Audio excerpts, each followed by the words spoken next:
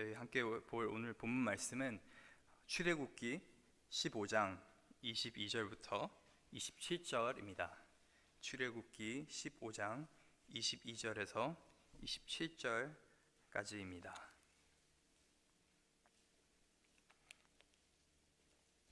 제가 가진 성경은 구약 성경 105페이지에 있습니다. 다 찾으셨으면 저희 한 목소리로 함께 읽도록 하겠습니다. 22절입니다. 모세가 홍해에서 이스라엘을 인도하시며 그들이 나와서 수르 광야로 들어가서 거기서 사흘 길을 걸었으나 물을 얻지 못하고 마리에 이르렀더니 그곳에 물이 써서 마시지 못하겠으므로 그 이름을 마라라 하였더라. 백성이 모세에게 원망하여 이르되 우리가 무엇을 마실까 하매 모세가 여호와께 부르짖었더니 여호와께서 그에게 한 나무를 가리키시니 그가 물을 던지니 물이 달게 되었더라. 거기서 여호와께서 그들을 위하여 법도와 율례를 정하시고 그들을 시험하실세 이르시되 너희가 너희 하나님 나 여호와의 말을 들어 순종하고 내가 보기에 의를 행하며 내 계명을 귀를 기울이며 내 모든 규례를 지키면 내가 애굽 사람에게 내린 모든 질병 중 하나도 너희에게 내리지 아니하리니 나는 너희를 치료하는 여호와임이라. 그들이 엘림에 이르니 거기에 물샘 12과 종려나무 70그루가 있은지라. 거기서 그들이 그 물 곁에 장막을 치니라. 아멘. 네, 하나님께서 참 기적적으로 홍해를 가르심으로 인해서 자신의 백성인 이스라엘 백성들은 구원하셨고 또 그들을 핍박하던 억눌렀던 바로의 군대는 이제 모조리 심판을 하셨습니다. 그래서 성경이 기록하기를 그 시체들이 이제 거의 바다에 둥둥 떠 있는 그 모습들을 이제 이스라엘 자손들이 봤다고 성경은 그렇게 기록을 하고 있습니다. 정말 오랜 기다림 끝에 오랜 억압 끝에 드디어 이들이 자유의 몸이 된 것이죠. 이 이스라엘 자손들은 이 홍해가 사실은 자기들의 무덤이 될 거라고 그렇게 생각을 했었습니다.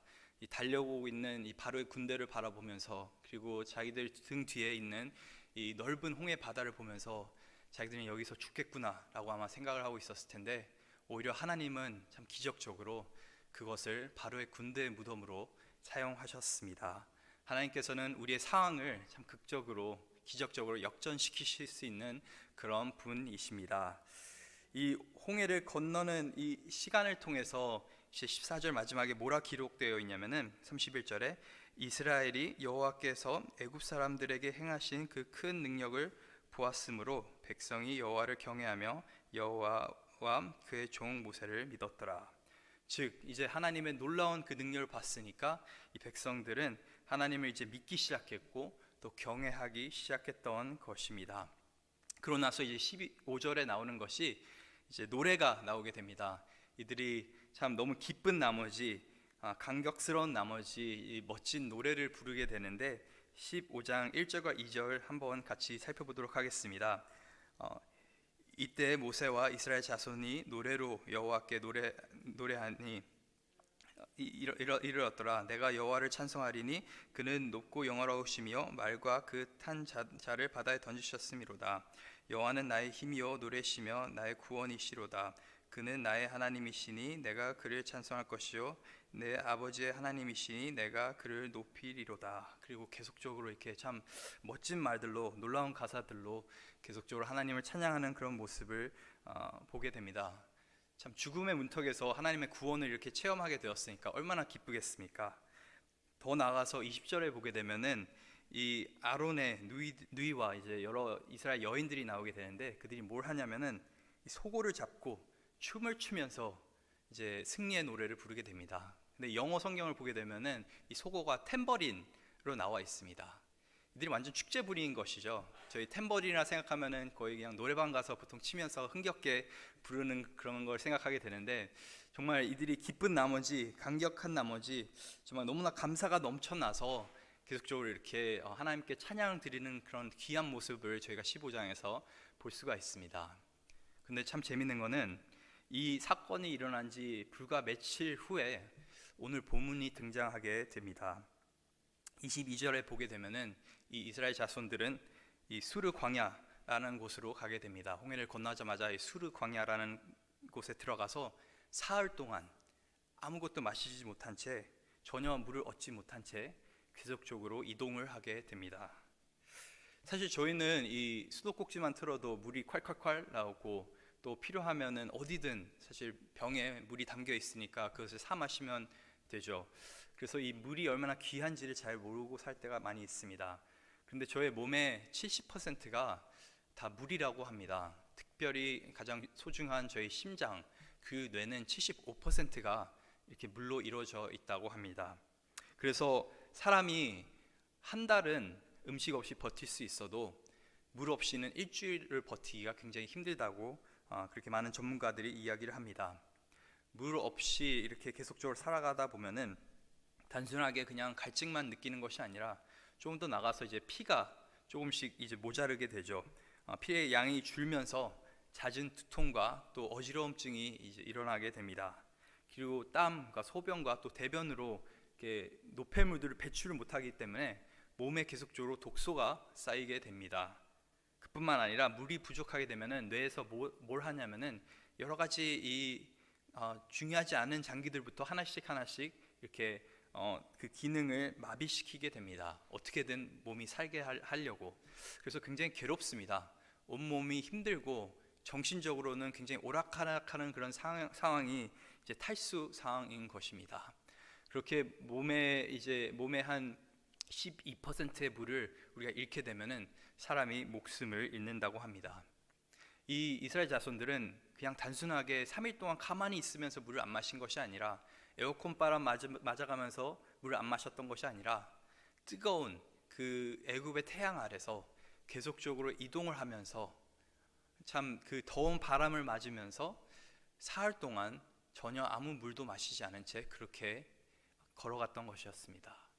저는 사실 이 본문을 보면은 많은 경우 참 이들이 참 불평을 굉장히 잘하는구나, 아니 얼마나 투정을 잘하는지 그렇게 생각할 때가 많이 있는데, 이거는 단순하게 그냥 목말라서 하나님 물 주세요 이런 상황이 아니라 정말 죽겠으니까, 정말 생사가 오락가락하고 있으니까 하나님 살려주세요 라는 그런 마음에서 이들이 참 불평을 늘어놓기 시작합니다. 24절에 보게 되면은 백성들이 모세에게 원망하여 이르되 우리가 무엇을 마실까 하매 라고 이제 원망을 계속적으로 늘어놓게 되죠. 이 본문을 통해서 저희는 중요한 두 가지 사실을 배우게 됩니다. 저희가 하나님을 믿는다고 저희 인생 가운데 모든 어려움이 사라지는 것은 아닙니다. 많은 분들이 보통 이제 예수님만 믿으면은 이제 인생이 순탄하실 것입니다, 어려움이 없으실 것입니다, 힘든 점 없으실 것입니다라고 이렇게 많이들 얘기하는 경우가 있습니다. 특히 이제 새신자들이 그걸 이제 듣게 되면은 굉장히 소망을 가지고 살아가게 되죠. 이제 내가 예수님을 주인으로 모시고 사니까 이제 참 지금까지 어려웠던 일들 다 없겠지라고 생각하게 되는데, 사실 성경은 이 믿는 자들의 인생이 오히려 더 힘들다고 그렇게 기록하고 있습니다. 산상수훈에서도 예수님께서 말씀하셨죠. 많은 사람들은 넓은 길, 쉬운 길로 가게 되는데 몇몇 사람들은 좁은 길, 험한 길을 걷게 됩니다.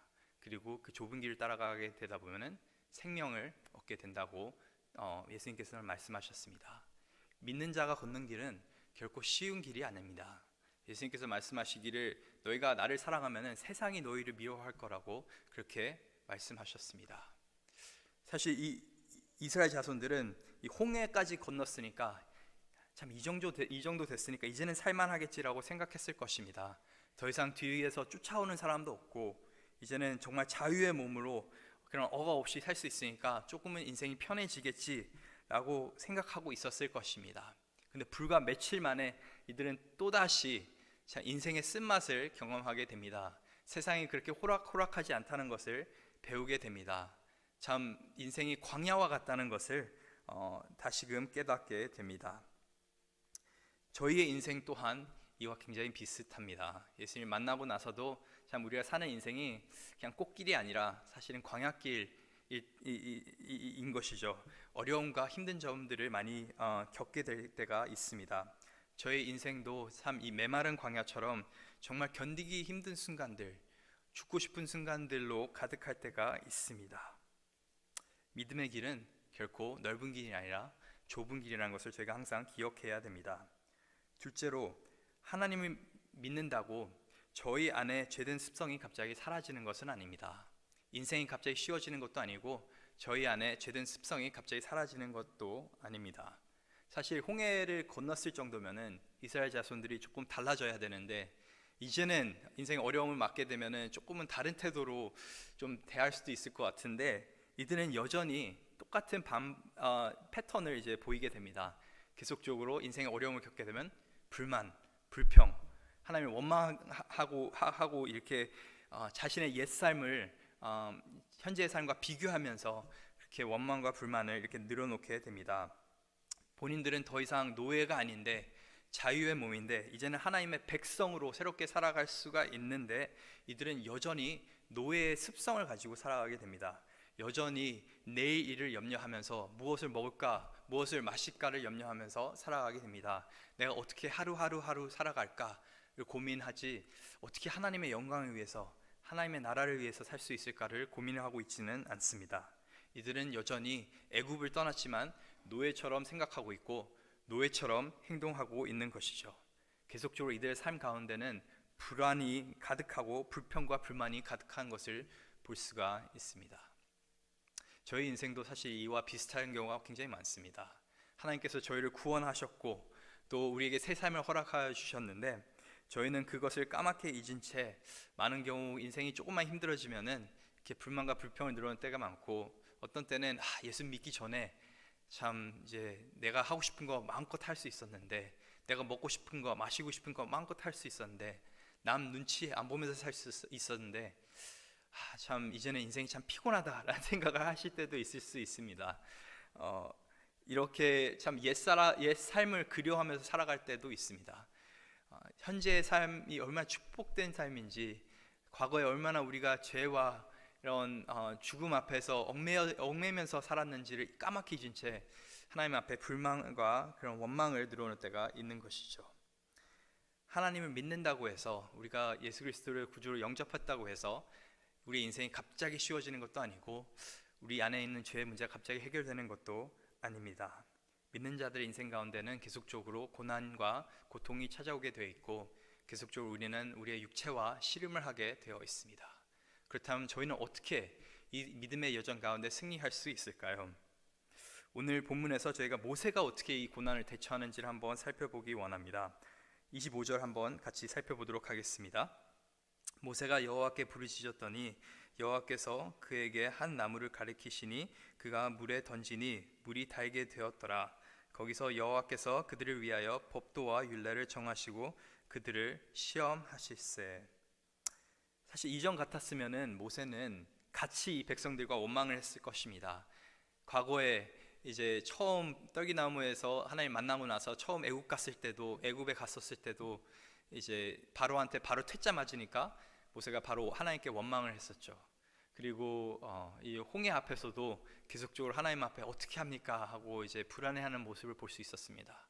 근데 오늘 본문에서는 뭐라고 기록되어 있냐면은 정말 모세는 다른 것 하지 않고 하나님께 부르짖었다고 그렇게 기록하고 있습니다. 하나님을 의심하기보다는, 하나님을 원망하기보다는 정말 믿음으로 하나님이 어떤 분이신지를 잘 알기에 믿음으로 하나님께 부르짖게 됩니다. 그리고 하나님께 부르짖었을 때 하나님께서는 모세에게 굉장히 세세하게 어떻게 하면 된다라는 것을 가르쳐 주시고 그 말씀을 들은 모세는 그대로 순종을 하게 됩니다. 정말 별거 아닌 것 같은데 한 나무를 이제 꺾어가지고 물에 던지게 되는데 정말 너무나 쓴 물이 갑자기 달게 변하는 것이죠. 사실 똑같은 문제 앞에서 이렇게 모세와 이스라엘 자손들이 반응을 하게 됩니다.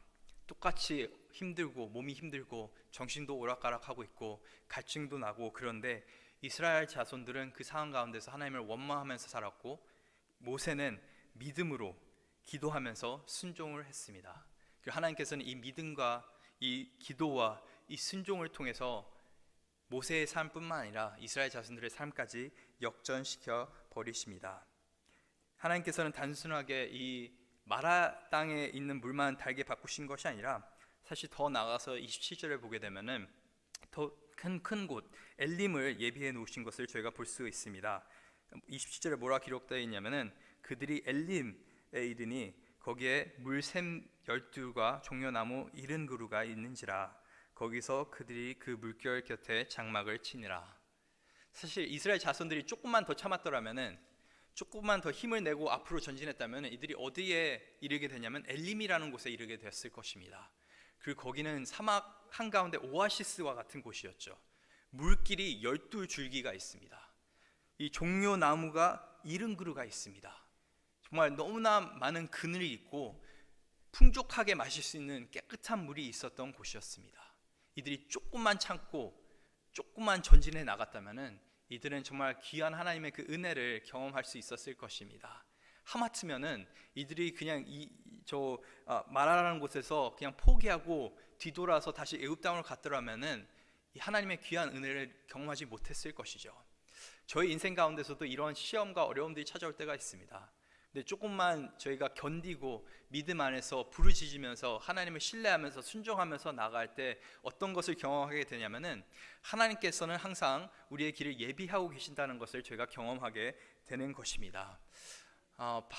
바울도 이런 말을 하죠. 빌립보서에서 우리 안에서 착한 일을 시작하신 하나님께서 그리스도 예수의 날까지 이루실 줄 우리가 확신하노라.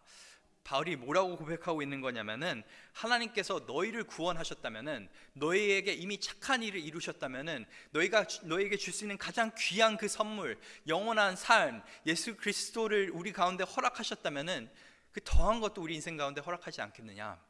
너희 가운데 하나님께서 선한 일을 시작하셨다면은 끝까지 책임지실 분이라는 것을 말하고 있는 것입니다.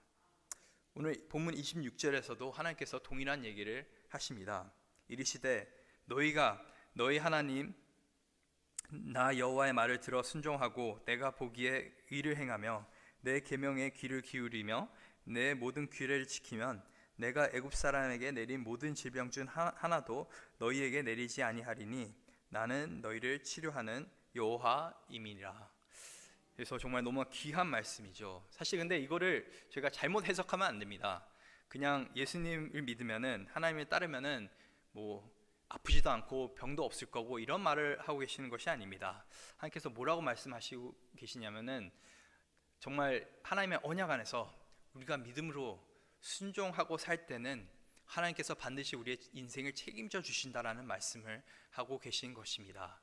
하나님께서는 정말 놀라운 분이십니다. 그래서 정말 이집트 땅에, 애굽 땅에 이런 온갖 질병들과 재앙들이 떨어졌을 때도 하나님께서는 정말 자비하셔서 은혜가 넘치셔서 이 이스라엘 백성들, 자신의 백성들은 구별하셔서 지켜주셨습니다. 그래서 정말 하나님이 베풀어 주신 우리의 인생 가운데 은혜가 뭐냐면은 힘든 것들, 어려운 것들을 다 사라지게 만드시는 것이 아니라 그 힘든과 어려운 상황 가운데서 계속적으로 치료하시는 은혜, 고쳐주시는 은혜, 견딜 수 있는 은혜를 우리 삶 가운데 하나님께서는 허락하시는 것입니다. 하나님은 우리를 인도하실 때 대책 없이 인도하시는 분이 아니시라 정말 우리가 한 길, 두 길 앞에 한 단계, 두 단계밖에 보지 못하더라도 하나님께서는 이미 우리의 인생 끝까지 다 계획해 놓으셨던 것을 이제 볼 수가 있습니다. 사실 저희의 이 인생의 여정이 이 출애굽기 이야기와 굉장히 비슷합니다. 많은 사람들이 예수님 믿으면은 그래 그걸로 다 됐어라고 말하는 경우가 있는데 사실 구원은 그냥 단순한 이벤트가 아닙니다. 단순히 인생에서 한 번 일어나는 일이 아니라 구원은 여정입니다. 하나님과 함께하는 여정. 이스라엘 자손들 물론 출애굽기 14장에서 출애굽기 이야기가 끝나면 얼마나 좋겠습니까? 하나님께서 이들을 애굽 땅에서 인도해 내셔서 앞으로 행복하게 살았습니다라고 출애굽기가 끝났으면 얼마나 좋겠습니까? 근데 그렇지 않습니다. 출애굽기 이야기는 이 이스라엘 사람들이 애굽에서 떠나면서 시작이 됩니다. 그와 비슷하게 저희는 예수님을 구주로 믿을 때 인생이 끝나는 것이 아니라 인생이 시작되는 것입니다. 정말 광야를 걸으면서 우리는 하나님의 율법에 대해서 더욱더 배우게 되는 것이고 그 율법에 순종할 수 있는 방법, 하나님을 신뢰할 수 있는 방법, 그 결국에는 하나님을 예배할 수 있는 그 방법을 배우게 됩니다. 앞으로 여정 가운데서 하나님께서 광야 이 시간 동안에 어떤 일들을 하십니까? 이 이스라엘 자손들에게 하나님의 율법을 허락하시고 성막을 짓게 하시고 정말 예배 중심적인 삶이 어떤 삶인지를 하나님께서 가르쳐 주고 계신 것입니다. 이 이스라엘 자손들을 애굽 땅에서 하나님께서 이끌어내셨을 때 모세가 바로에게 뭐라고 말했냐면은 이 백성을 놓아줘라. 이 백성은 나를 예배하게 하기 위해 내가 예비했다고 바로에게 이 선포를 합니다. 영어로는 these people, I want them to serve me. 그 serve라는 히브리어 단어가 가끔은 예배, worship이라는 단어로도 해석이 됩니다. 하나님께서는 단순하게 우리가 편한 인생을 살아가는 것을 원하시는 것이 아니라 정말 하나님을 예배하는 삶, 하나님께 영광 돌린 삶을 살 수 있게끔 저희를 계속적으로 단련시켜 주시는 분이시고, 우리 가운데 힘든 시험도 허락하셔서 우리가 연단되어서 성화되어서 하나님 앞에 정말 기쁜 삶을 살 수 있는 그런 은혜를 허락하시는 분이십니다. 그래서 오늘 하루도 참 우리 인생 가운데 어려움들이 많습니다. 힘든 점들이 많습니다. 어떤 분들은 정말 아프신 분들도 있고 정말 죽을 것 같은 분들도 계십니다. 하지만 항상 기억해야 되는 것은 그 가운데서도 놀라운 하나님의 그 은혜가 있다는 것을 기억하면서 살 수 있는 저와 여러분 되길 간절히 소망합니다.